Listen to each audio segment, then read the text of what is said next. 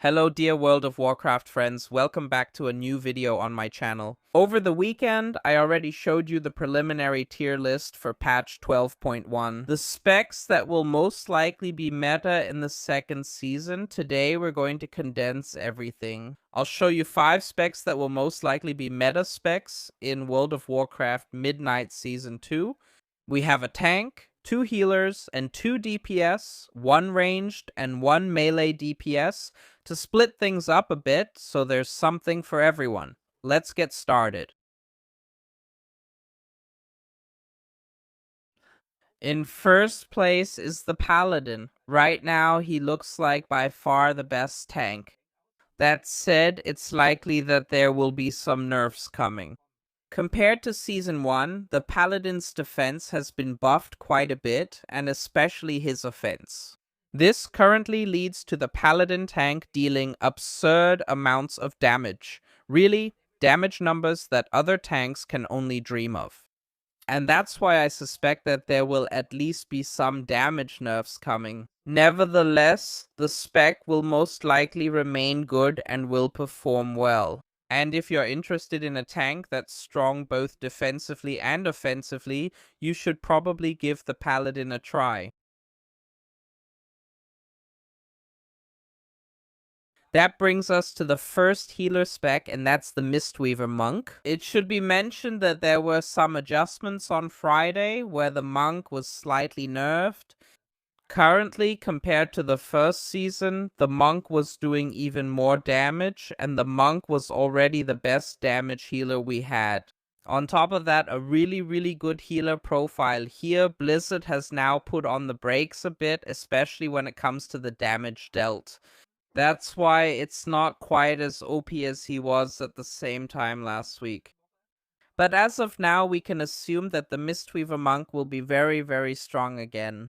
Even with less damage, it would probably still be the best option right now.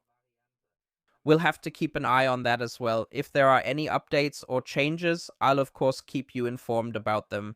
So please leave a like and subscribe if you don't want to miss any news. But basically, if you like playing a healer who both heals well and deals good damage, you'll most likely be in very high demand as a monk in the new season. And that brings us to the third spec, which is the Boomkin. Here, I would add a bit of a caveat here. At least I assume that it will be meta in Mythic Plus as things stand now. As for how things will look in the raid, we'll have to wait and see. Because right now, it's very clear that the AoE damage is superb. So probably one of the best we currently have in the game. In single target, things look a bit different, so the Boomkin isn't as strong there. Quite as good, but still a good mix nonetheless. What you also have to consider is that at the moment, it doesn't look like any other druid spec is better. And Mark of the Wild is still one of the best raid buffs you can have. So not only does the Boomkin do very good AoE damage, it also brings Mark of the Wild with it. That was a bit of a problem in the first season because people preferred to bring tanks who brought the buff with them. Then you didn't need any Boomkins. But as of now, druids are more in demand as Boomkins than in any other role. And accordingly, you have another thing going for your spec, your class. Other than that, Boomkin seems like a lot of fun. It's been my main spec for 17 years. I still maintain that in the War Within, Boomkin was a bit cooler, it was a bit more fun. But nonetheless, there are still a few small adjustments with patch 12.1.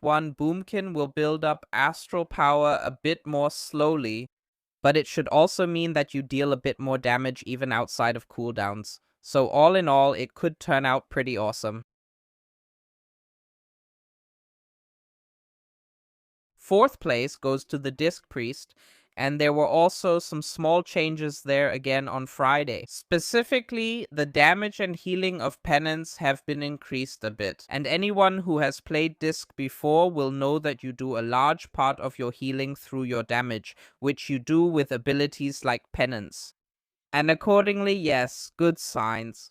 Shadow is already very strong, so it's also a good DPS spec. But Disc is even a bit better.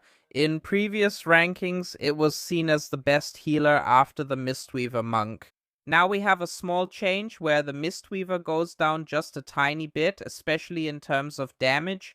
For disc, healing goes up just a little bit, and also in terms of damage. And here I could definitely imagine that disc might even take first place. Plus, you bring Fortitude, a group stamina buff. There's Power Infusion, PI, an external buff for DPS that's just incredibly popular.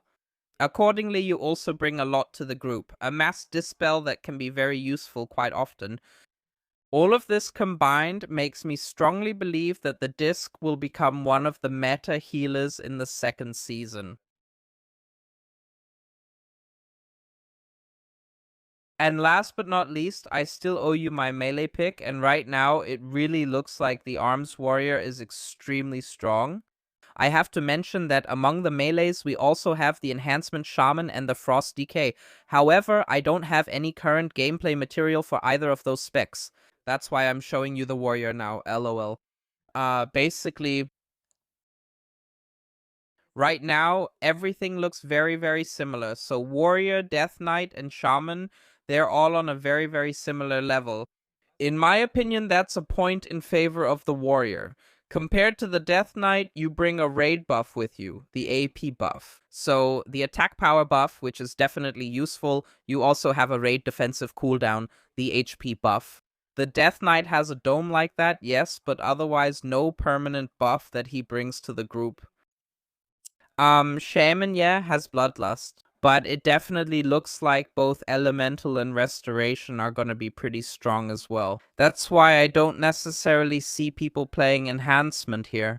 Arms Warrior already did very, very good damage in the first season. It's also very, very tanky, which is interesting for higher keys.